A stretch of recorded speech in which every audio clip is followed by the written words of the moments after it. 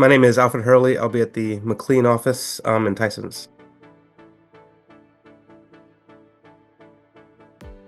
I went to University of Kentucky for medical school, and then in my general medicine training, I was in South Carolina, Greenville, South Carolina.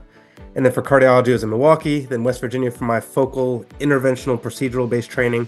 And then my first job was in Delaware before essentially moving to Northern Virginia. In my last job, I worked on emergent heart attacks.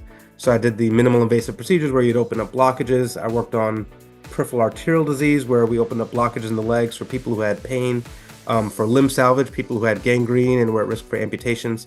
And it was during that job that I actually first got exposed to veins. So I worked in the deep vein system, putting stents, as well as the superficial vein system where we treated varicose veins and venous insufficiency.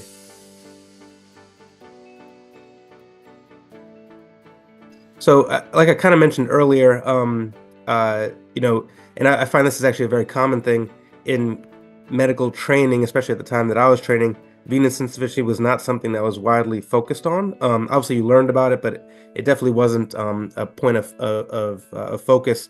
And it was actually after working and managing vein patients, it was just it was wild how all of my patients had the same story where they had pain for years and years and years, unresolved, no answer at all, and either just by a random ad on a computer or TV, or they happen to be seeing a doctor that had some familiarity with it, they would end up with us, and we'd do a very simple procedure, and literally years of, I hate saying it like this, suffering, they magically had improvement, a better quality of life, and they were extremely grateful, just for something small. I feel like that we were doing made a big difference in our life.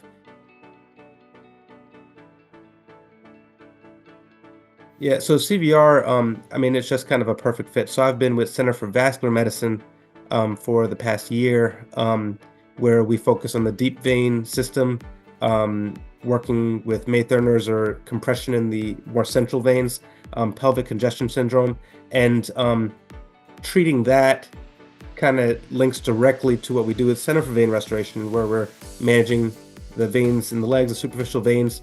And there's so much crossover and overlap. And what's actually very familiar with me is taking a very comprehensive approach to treatment. So by joining Center for Vein Restoration, I get to see kind of a more complete, full patient and manage that patient on both ends of it.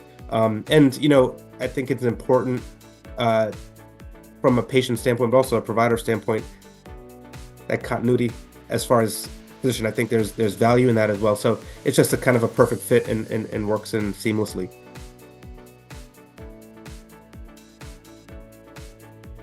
Something very important to me is patient education, and it sounds kind of cliche, but kind of patient empowerment. I think very commonly in medicine, I would see patients, when you kind of go through their history, there are plenty of times where they're have no idea why they're seeing me in the first place, and this is even from a cardiologist standpoint in my past life. And as a proceduralist, very commonly you end up seeing a patient in the hospital and they have no idea what's about to happen, what is about to be done. So I make it a priority of mine to make sure patients have at least a good understanding, or even a visual image of what it is we're even looking at, why we're looking at it, what to expect as an improvement. And then, when they make that transition from seeing us in the office to the procedure, that it's not coming out of nowhere. I never want them to leave with the impression that, oh, the doctor's just doing this to me. No, there's actually a very specific reason and a specific thing we're trying to achieve in everything we're trying to do. So I do try to take the time to kind of explain all the things. And, it's always a lot of information for a patient to process and digest in one setting. But again, in trying to paint the picture and knowing that you're going to repeat these things from me to all of our staff, from in the office as well as in the procedure arena, they're going to hear these things multiple times. So eventually, it kind of builds up over time, but it all starts with that kind of more comprehensive explanation of things.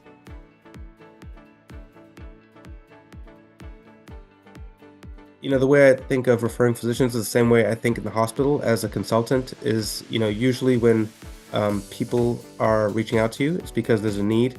And as primary providers, there's a lot on the plate and a lot of different moving parts and things they have to manage. And so we take that responsibility very seriously, and we want people to feel free to send patients to us and know that we're going to guide treatment from start to finish. And even if we're not doing the treating, we're getting them to the place that they need to be. And so we want people to feel that freedom and that levity of that, relieve that weight of just being able to send patients to us and us kind of take care and handle of it. So we do take that responsibility very seriously.